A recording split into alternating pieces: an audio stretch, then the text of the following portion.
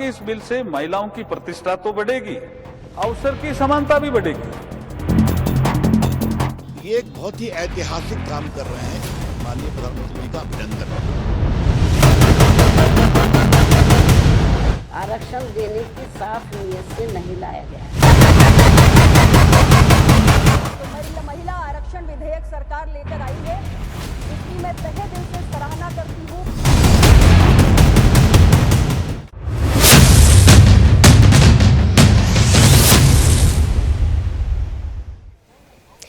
नमस्कार, सीधे विजय चौक से रण क्षेत्र लेकर आपके बीच में लावनी विनीत उपस्थित हो चुकी हूँ। वैसे तो अक्सर आप मुझे इस समय स्टूडियो में देखते हैं, लेकिन मौका और दस्तूर ये कहता है कि अब घर से बाहर निकलने का वक्त आ गया है और वक्त आ गया है उस मुद्दे पर बात करने का जिसे लेकर बीते 27 सालों से खूब गहमा गहमी देखी गई। राजनीति के कई पन्ने पलटे गए, लेकिन राजनीति के उपसंहार को लिखने का पूरा श्रेय है वो भारतीय जनता पार्टी को जाता हुआ नजर आ रहा है। हम आज इसलिए ऐसा कह रहे हैं क्योंकि एक तरफ नई संसद का श्री गणेश होता है और उसी नई संसद से महिला आरक्षण बिल दस्तक दे देता है।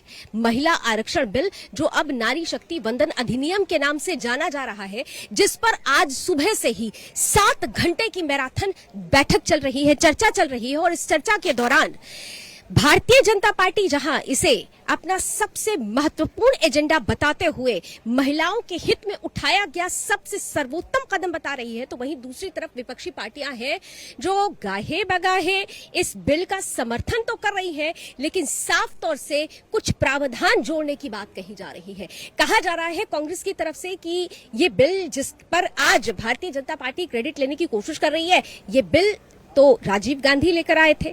इसके अलावा तमाम दूसरी जो विपक्षी पार्टियां हैं वो ये कह रही हैं कि बिल स्वागत योग्य है, लेकिन इसमें आरक्षण का प्रावधान क्यों नहीं है। इसके साथ ही साथ सवाल महत्वपूर्ण ये उठ रहा है कि 2024 के चुनाव से पहले ही ये बिल क्या सिर्फ भारतीय जनता पार्टी का एक शिगुफा हथियार है, क्योंकि परिसीमन से पहले ये प्रभावी नहीं हो सकता, तो फिर परिसीमन क्यों नहीं, जातिगत जनगणना क्यों नहीं, ये तमाम ऐसे मुद्दे हैं जिन पर पक्ष और विपक्ष आमने सामने हैं। रण क्षेत्र में भी आज मेरे साथ पक्ष और विपक्ष के अतिथि होंगे, उनसे आपका परिचय कराऊं उससे पहले बीते 6 घंटे से क्या हो रहा है यह जानना जरूरी है। लोकसभा में जिस तरीके से गहमा गहमी के साथ इस पूरे बिल पर चर्चा हो रही है, अपने अपने दावे, अपने अपने प्रावधान, अपनी अपनी बातें रखी जा रही हैं, उससे राजनीतिक गलियारों में किस तरीके से हलचल है, पहले आइए जल्दी से सुनते हैं, फिर चलते हैं आज के अतिथियों के पास।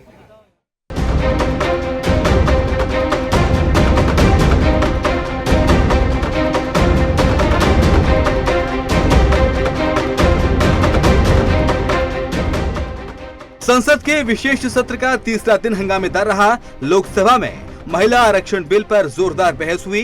सबसे पहले कानून मंत्री अर्जुन राम मेघवाल ने लोकसभा में बिल के प्रावधानों के बारे में सदन में जानकारी दी। इसके बाद कांग्रेस सांसद सोनिया गांधी ने ऐलान किया कि कांग्रेस महिला आरक्षण बिल का समर्थन करती है। हालांकि सोनिया गांधी ने जातिगत जनगणना कराकर SC, ST और OBC आरक्षण का प्रावधान करने की मांग की। इस पर जवाब देते हुए बीजेपी सांसद निशिकांत दुबे ने पूछा कि कांग्रेस ने निकाय चुनाव में OBC को आरक्षण क्यों नहीं दिया था, लेकिन निशिकांत दुबे का जवाब विपक्षी दलों को रास नहीं आया। RJD, JDU, SP और BSP समेत कई विपक्षी पार्टियों ने OBC महिलाओं के लिए सीट आरक्षित करने की मांग की। बीजेपी नेता उमा भारती और केंद्रीय मंत्री अनुप्रिया पटेल ने भी OBC महिलाओं के लिए कोटा तय करने की मांग की। आप सांसद संजय सिंह ने इस बिल को महिला बेवकूफ बनाओ बिल बताया। वहीं दूसरी ओर राज्यसभा में चंद्रयान 3 पर चर्चा हुई। सदन के नेता पीयूष गोयल ने राज्यसभा में भारत की गौरवशाली अंतरिक्ष यात्रा चंद्रयान 3 के सफल सॉफ्ट लैंडिंग पर चर्चा आरंभ करते हुए कहा कि चंद्रयान 3 की चंद्रमा के दक्षिणी ध्रुव पर सॉफ्ट लैंडिंग न केवल देश का बल्कि इसने G20 के दौरान आए विदेशियों को भी प्रभावित किया। कांग्रेस नेता जयराम ने जवाब देते हुए कहा कि चंद्रयान 3 की सफलता को ऐसा प्रचारित किया जा रहा है कि यात्रा साल 2014 से शुरू हुई है। सदन की कार्यवाही से इतर संविधान की नई कॉपी पर विवाद शुरू हो गया। तृणमूल कांग्रेस और कांग्रेस ने सरकार पर आरोप लगाया कि सांसदों को संविधान की जो कॉपी दी गई है उसे सेक्युलर और सोशलिस्ट शब्द उससे हटा दिया गया है। सवाल उठे तो खुद कानून मंत्री अर्जुन राम मेघवाल ने जवाब दिया, हमें जो नया संविधान दिए गए, जिस संविधान को हाथ में लेकर अंदर घुसे, उस संविधान को प्रियम्बल में सेकुलर सोशलिस्ट, ये बात, ये शब्द नहीं है। जिस समय संविधान बना था वो उस समय ऐसा ही था ना, तो उसके बाद 42nd में अमेंडमेंट हुआ तो ओरिजिनल कॉपी होगी ना ये। बता दें कि संसद में महिलाओं का आरक्षण का प्रस्ताव करीब 3 दशकों से पेंडिंग था। ये मुद्दा पहली बार 1974 में महिलाओं की स्थिति का आकलन करने वाली समिति ने उठाया था। Bureau report, Sudarshan news.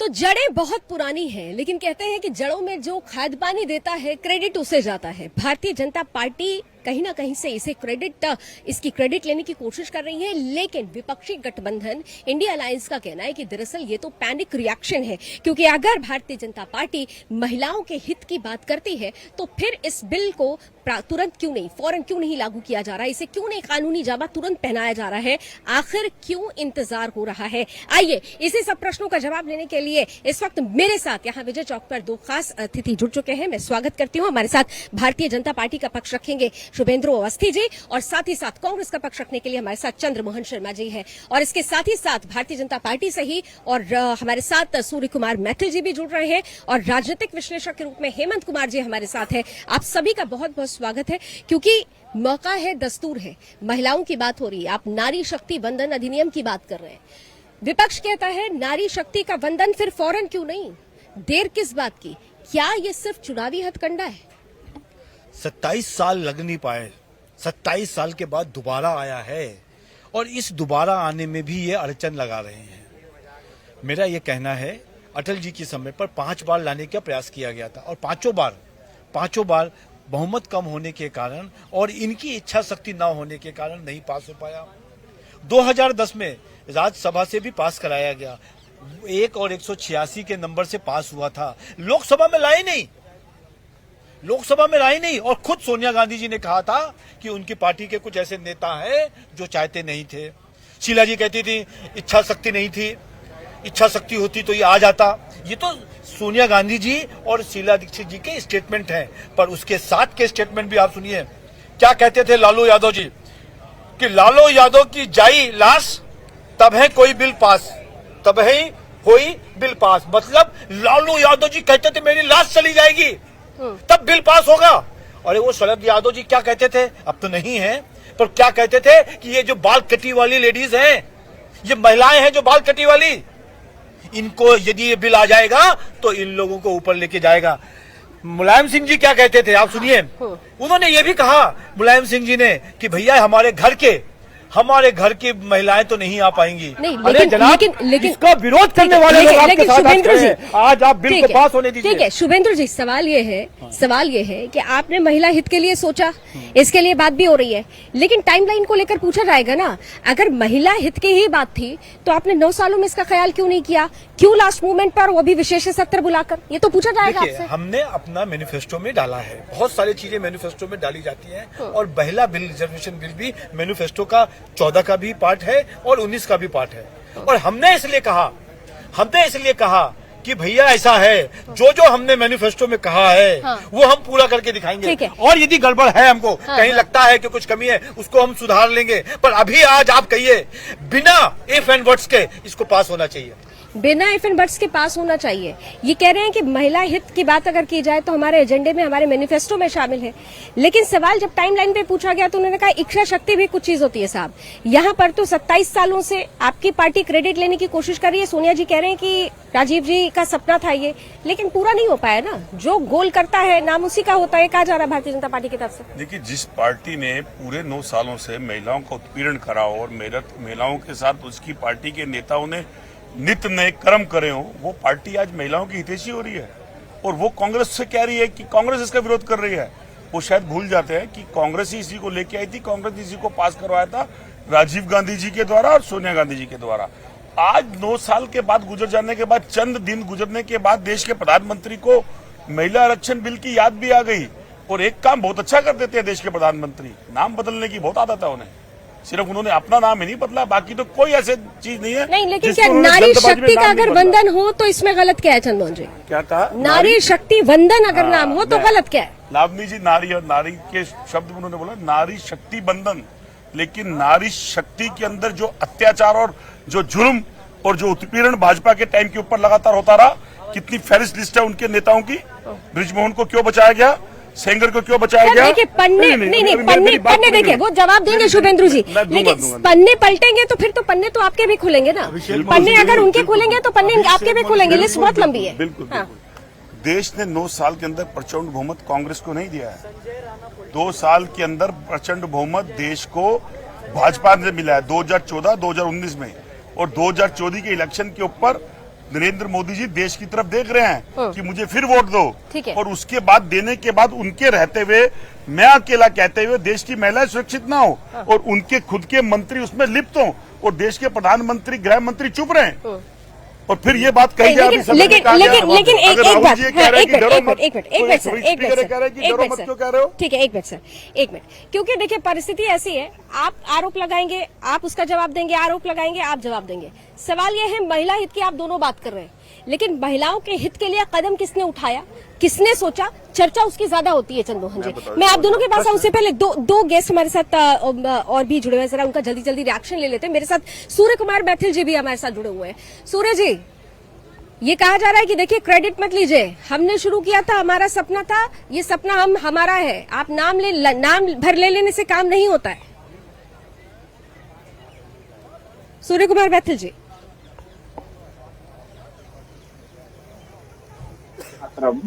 और 4 लाइनें हैं कांग्रेस के लिए। बदले बदले मेरे गम ख्वार नजर आते हैं, मलहमे इश्क के दुश्वार नजर आते हैं। तो आज वही हाल कांग्रेस का है। आप देखिए कि कांग्रेस पूछ रही है कि आखिर ये अभी क्यों आप नहीं लागू कर रहे। तो मैं ये कहना चाहता हूं कि भैया ये देश जो है ना वो संविधान से चलेगा, आपकी जेब में पड़े हुए चाबी के गुच्छे से कुछ काम नहीं होने वाला। अब देखिए इनसे पूछिए, ये साथ में खड़े हैं कांग्रेस के जो प्रवक्ता है, नेता जो भी बुलाए हैं आपने, जो अनुच्छेद 82 क्या होता है, अनुच्छेद 82 में क्या प्रावधान है, जरा इनसे पूछिएगा, राहुल गांधी जी से पूछिए, अधीर रंजन चौधरी से पूछिए। उसमें साफ साफ लिखा है 2026 की जनगणना से पहले कोई भी परिसीमन प्रभावी नहीं होगा।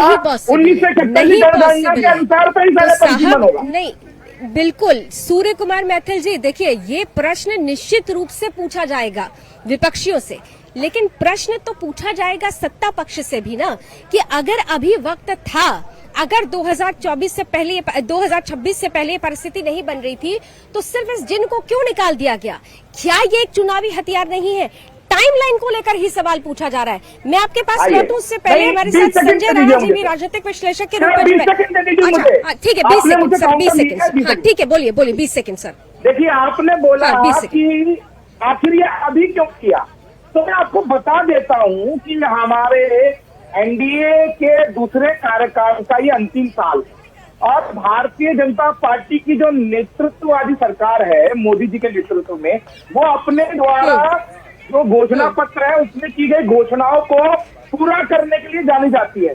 हमारे घोषणा पत्र में महिला आरक्षण बिल भी था, नारी शक्ति वंदन अधिनियम जो है वो उसी का हिस्सा है और हमने उसे पास किया है। सर मैं खुद इसका स्वागत कर रही हूँ सर, मैं खुद इसका स्वागत कर रही हूँ, लेकिन समय और टाइमलाइन को लेकर प्रश्न तो बनता है। विपक्षी गठबंधन भी कह रहे हैं गाहे बगाए, अगर आप सुन लीजिए तो एक सुर में तेजी के साथ तो नहीं, लेकिन इसका विरोध भी नहीं किया जा रहा है, लेकिन कुछ प्रावधानों की और समय को लेकर ही सवाल उठ रहा है। बहरहाल संजय राणा जी, आपका क्या स्टैंड है इस पर? जल्दी से एक क्विक रिएक्शन।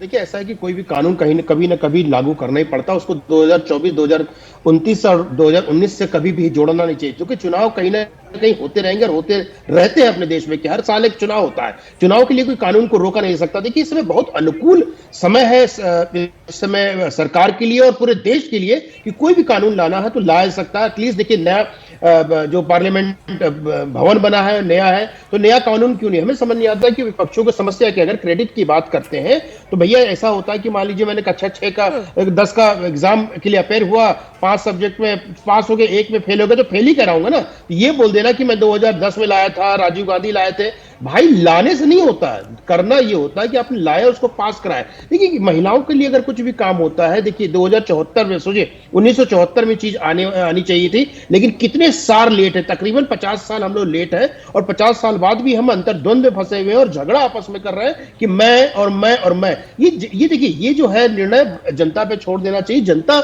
निर्णय करे कि कौन इसका क्रेडिट लेगा और कौन क्रेडिट नहीं लेगा। ठीक है,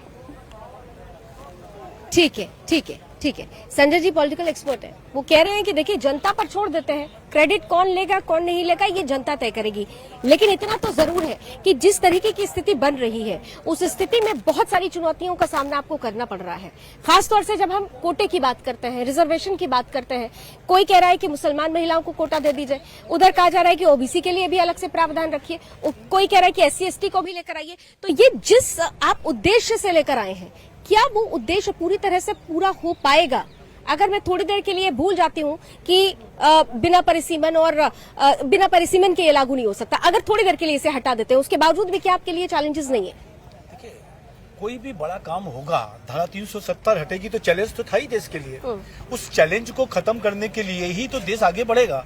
धारा 370 में भी कह रहे थे कि चैलेंज होगा, राम मंदिर में भी बड़ा कह रहे थे बनेगा तो चैलेंज होगा, खून की नदियां बह जाएंगी। अरे जनाब, ये डर के कारण यदि देश को आगे नहीं बढ़ाना है, महिलाओं को आगे नहीं बढ़ाना है, और नारी शक्ति वंदन मतलब उनकी वंदना करते हैं उस शक्ति की, उसमें भी 33% दे रहे हैं। यदि चाहे तो भारत को, मैं तो ये भी चाहता हूं कि 50% होना चाहिए, क्यों नहीं होना चाहिए? उसमें भी ये ऑब्जेक्शंस हैं भाई, सीधा सीधा कैसे है? मैं तो प्रश्न पूछना चाहता हूं, इतना ही यदि अच्छी बात थी तो खाली सीधे शब्दों में जवाब दे दे कि जब राज्यसभा से पास हो गया था तो 2010 में लोकसभा में क्यों नहीं लाया गया? ठीक है, जब राज्यसभा से पास हो गया था तो क्यों नहीं लेकर आए थे? क्यों ऐसा दो विचारधारा एक पार्टी की, और उस विचारधारा के अंदर देश को यही नहीं पता हो कि वो किस विचारधारा पे खड़ा है। भारतीय जनता पार्टी को नहीं पता होगा। ये एक बयान है, सुन लीजिए आप, योगी आदित्यनाथ जी का, जो आज प्रश्न खड़े हो रहे हैं, जिन प्रश्नों को आज विपक्ष खड़ा कर रहा है, तो आज भाजपा के नेता कह रहे हैं कि इसकी चर्चा होनी चाहिए थी, इसको बिल लाने से पहले इसका एक एजेंडा तैयार करके इस पर चर्चा की, जल्दबाजी थी। आप बिल लाए, स्वागत योग्य है, बिल का हम आपको समर्थन दे रहे हैं, और इसको बिल पास करने के लिए हम जल्दी से जल्दी कह रहे हैं आप बिल पास करिए, लेकिन उस बिल में ओबीसी कोटा आएगा, उस बिल के अंदर जाति जनगणना आएगी, उस बिल के अंदर परिसीमन आएगा, उसके बाद लागू। क्यों आज आपने डेट देने से पहले का तरीका है, बिल बहुत अच्छा है, पर इसमें ये नहीं है, वो नहीं है। अरे बिल पास होने दीजिए, आप बताइए ठीक है, वो ये कह रहे हैं और चीजों को अडॉप्ट किया गया। 2029 डेट क्यों दिए? मुझे बता दीजिए। वो ये कह रहे हैं चलमान जी, 2029 डेट का समय देने का कारण क्या है? 27 साल वेट किया है, अब तो 2029 का समय 27 साल वेट किया है, अब तो पास होने दो। भारत की महिलाओं को आगे बढ़ने दो, भारत की महिलाओं को आगे बढ़ने दो। आपके कारण ये 27 सालों से बिल पास हो गया। एक सेकंड कांग्रेस की इच्छा शक्ति नहीं थी। इच्छा शक्ति पर बात हो रही है। हाँ, मैं सुन रही हूँ सर, मैं आपको सुन रही हूँ, बोलिए सर, बोलिए। मैं आपकी बात सुन रही थी, मैं जा रही हूँ से नहीं पूछूंगी। मेरे को कांग्रेस के प्रवक्ता से एक बात पूछनी है, अगर आपको इतनी परेशानी है तो आप अमेंडमेंट लेके आइए, आप चर्चा कीजिए, बिल को पास होने दीजिए, और पास होने के बाद जब ये लागू होगा उससे फिर लेके आइएगा। आपको परेशानी क्या है? पहले बिल को पास होने दीजिए। ठीक है, ठीक है, सवाल ये है, ठीक है संजय जी, ठीक है, वो ये कह रहे हैं, उनका कहना है कि अगर आपको इतनी परेशानी है तो कम से कम बिल को पास तो हो जाने दीजिए। ये तो वही परिस्थिति हो गई कि न सूत न कपास, जुलाहे में लट्ठम लट्ठा। वैसी परिस्थिति अगर चलेगी तो फिर तो सवाल आपके घेरे में आप ज्यादा आ जाएंगे, लोग पूछेंगे कि आप कितने हितकारी हैं उसके लिए। बिल्कुल गलत है। कांग्रेस पार्टी के अध्यक्ष मल्लिकार्जुन खड़गे, सोनिया गांधी जी का बयान साफ सुथरा है कि हम इस बिल का समर्थन कर रहे हैं, आप जल्दी से जल्दी बिल पास करिए। सर, उन्होंने तो शुरुआती दौर में ही महिलाओं को लेकर मल्लिकार्जुन खड़गे जी ने जो कमेंट किया था, उसके बाद आपको याद है ना कि सीतारमण जी किस तरीके से नाराज हुई थी और उस पर किस तरह से आपत्ति उठी है? मैं दे रहा हूँ, पूरी कांग्रेस पार्टी, पूरा विपक्ष INDA इसके समर्थन के अंदर है, आप जल्दी पास करिए। विषय का आता है, आप क्या दिखाना चाहते हैं कि कांग्रेस महिला विरोधी है, और कांग्रेस ने देश को पहली महिला प्रधानमंत्री किसने दी? कांग्रेस ने। उस समय अमेरिका के अंदर भी महिला प्रधानमंत्री नहीं थी, हिंदुस्तान की प्रधानमंत्री थी, ब्रिटिश प्रधानमंत्री चर्चित। जब परिवार से ऊपर नहीं निकल पा रहे, महिला का छोड़ कर गांधी परिवार उस दिन कोई और होता, इंदिरा गांधी के गए, उनका कोई भाई होता। आप नेहरू जी की बेटी थी, इसलिए उनको बनाया गया। देखिए यहाँ पर आप लोगों को बैठाइए मत, महिला होने के सेकंड सर, एक सेकंड महिला स्पीकर किसने दिया? एक सेकंड सर, आपने तो महिला राष्ट्रपति को भी नहीं बुलाया। ठीक है सर, एक सेकंड संसद के सर, एक उद्घाटन में, सेकंड संसद की लड़ाई के अंदर एक फिल्म स्टार को बुला लिया। देखिए जिस तरीके की और उसको लगा परिस्थिति कि है, आपको जो प्रोपेगेंडा करा। परिस्थिति है, ठीक है सर, एक सेकंड, जो परिस्थिति है, देखिए मैं खुद यहाँ पर नारी शक्ति वंदन की बात कर रहे हैं ना आप दोनों, तो मैं भी इस शो की रेफरी हूँ, मैं भी नारी हूँ, तो कम से कम मेरा मान रख लीजिए, मेरी बात सुन लीजिएगा आप लोग। और हमारे साथ जो गेस्ट पैनल में जुड़े हुए हैं, संजय जी, एक्चुअली आपकी आवाज, आपके जो भी प्रश्न होंगे मेरे माध्यम से चंद्रमोहन जी तक या शुभेंद्र जी तक पहुंचेंगे, इसलिए मैं आपके पास आती हूँ। लेकिन सूर्य कुमार मैथिल जी, देखिए एक बात बार बार कही जा रही है, जिस तरीके की नाव पर भारतीय जनता पार्टी सवार हो गई है, इसमें कोई दो राय नहीं है कि लगातार चाहे G20 का सफल आयोजन हो, या फिर आप लोग कहते हैं कि 75 सालों में धारा 370 नहीं हटा तो हमने 370 हटा दिया, ये सब कुछ काबिले तारीफ है।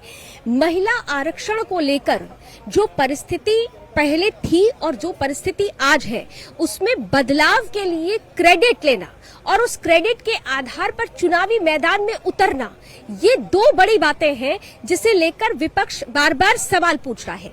इसके अलावा विपक्ष ये कहता है कि क्योंकि इंडिया गठबंधन बन चुका है इसलिए ये पैनिक रिएक्शन है। Is it a panic reaction? Lavani ji, पहले तो मैं एक बात स्पष्ट कर दूं रख लीजिए कि आज भी विपक्ष नहीं चाहता है कि ये बिल पास हो। लोकसभा में भारतीय जनता पार्टी के पास, एनडीए के पास बहुमत है, इसलिए इन लोगों को मजबूरी में इसका समर्थन करना पड़ता है, लेकिन उसके अंदर भी ये बहुत सारी कुरीतियां निकाल रहे हैं। और रही बात इसमें सर, तो चुनौती तो फिर आप लोगों के लिए राज्यसभा में जाके रहेगी ना सर, चुनौती तो फिर आपके लिए राज्यसभा में जाकर हो जाएगी। नहीं, आप यहाँ पर भले ही किसी भी तरीके से आप निकाल लीजिए। लावनी जी, राज्यसभा में हमारे पास पर्याप्त बहुमत है। आपने दिल्ली बिल पर देखा, ये घमंडिया गठबंधन बुरी तरह से हारा। उसके अलावा आपने सीईसी का, आपका चीफ इलेक्शन कमीशन का बिल देखा, उसमें हम लोग जीते।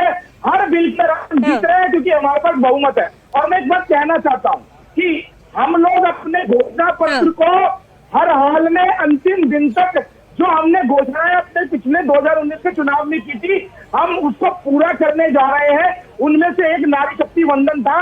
ये लोग तो लटकाते रहते थे। ठीक है, आप अपना वो घोषणा पत्र पूरा करना चाहते।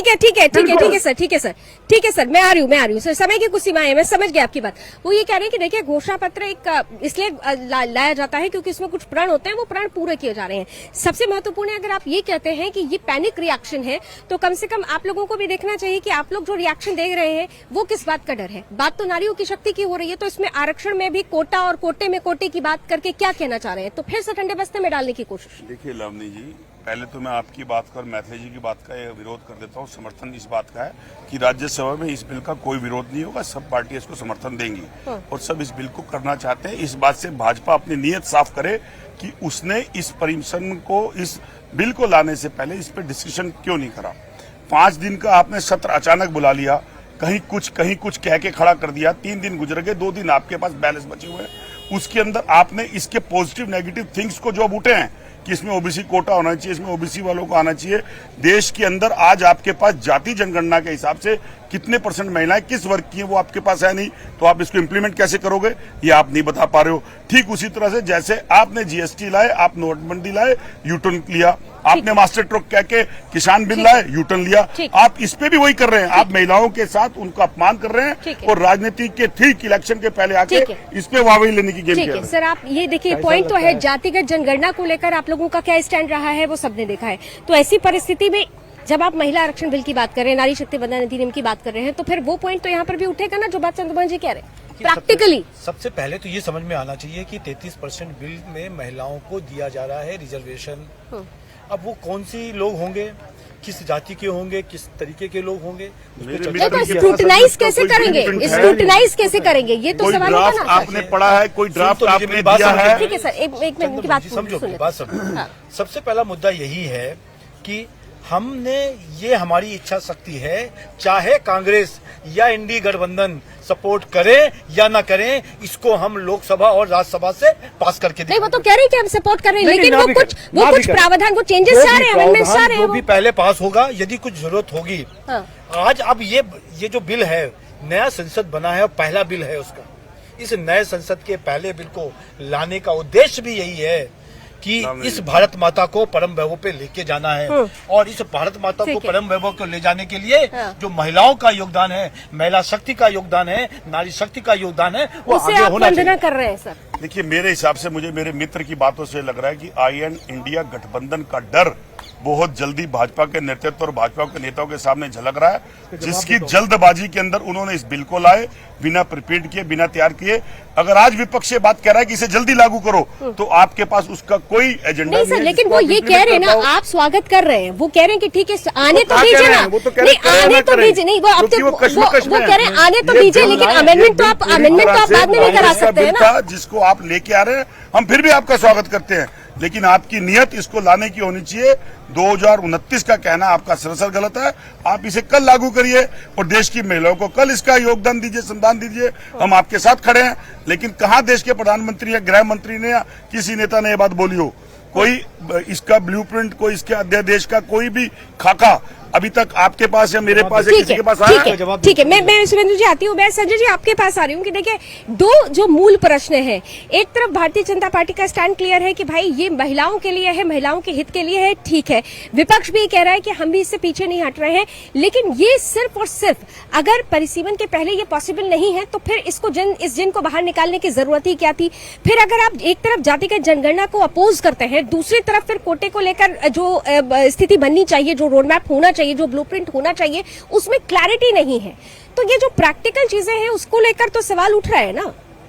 लावनी में दो चीजों को समझाने की कोशिश करता हूं। देखिए, जब जातिगत बात करते हैं कि जातिगत कोटे के अंदर कोटे, तो इनको समझने की जरूरत है कि ऑलरेडी कोटा इंप्लीमेंटेड है। सपोज मान लीजिए कि आप जहां पे खड़ी हैं वहां पे कोई एससी कैंडिडेट खड़ा होता है, मान लीजिए विधानसभा है, लोकसभा क्षेत्र है, वह एससी कैंडिडेट होता है और महिला रिजर्वेशन में आता है, तो एससी कैंडिडेट महिला हो जाएगी पुरुष की जगह, तो ऑलरेडी इंप्लीमेंटेड है, सिर्फ समझने की जरूरत है। नंबर 2, देखिए 2021 में सेंसेक्स होना चाहिए, नहीं हो पाया, सेंसेक्स अभी चल रहा है, it will take at least 6 to 7 month Sensex आने के बाद, सेंसेक्स आने के बाद जाकर पे इस पे चर्चा होगी। और देखिए आर्टिकल 82 के तहत जो माती जी ने बताया हुआ है कि 2026 के पहले परिसीमन हो नहीं सकता, परिसीमन हो नहीं सकता है, तो चीज लागू नहीं हो सकती, कि बिकॉज में बहुत से पैरामीटर्स है जिसको समझने की जरूरत है। अब जब आप ये बोलते हैं कि कानून क्यों आ रहा है, लेकिन कानून कभी ना कभी तो हमें लाना पड़ेगा, आज लिया है तो हमें लगता है ये बहुत अच्छा समय है, ये कानून बनना चाहिए, इंप्लीमेंट होना चाहिए। ठीक है, लास्ट ठीक है सर, लास्ट 20 सेकंड सोनू को दे देते हैं, ठीक है, लास्ट 20 सेकंड सर आपका। देखिए,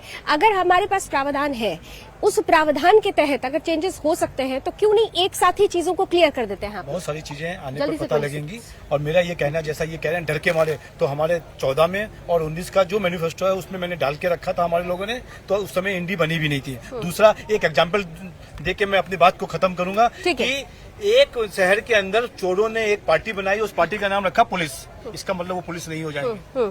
ठीक है सर, 20 सेकंड। देखिए, 5वीं क्लास के स्टूडेंट को 10वीं का एग्जाम पेपर दे दो और उसके बाद कहो कि तुझे करना है, ठीक भाजपा का यही नियत है। देश के अंदर क्या एक निम्न वर्ग की महिला को आज जिस तरह से एक देश के प्रधानमंत्री कहते हैं कि मैं चाय वाला था, मतलब नीति बनाए नियत के साथ, ठीक है,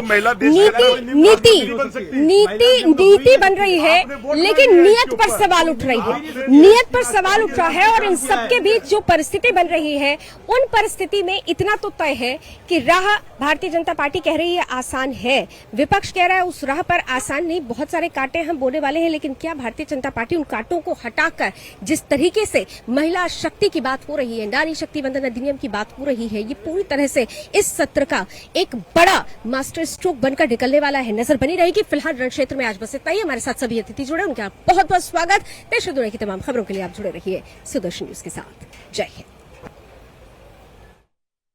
तो बढ़ेगी, अवसर की समानता भी बढ़ेगी। ये एक बहुत ही ऐतिहासिक काम कर रहे हैं, माननीय प्रधानमंत्री जी का अभिनंदन। आरक्षण देने की साफ नीयत से नहीं लाया गया।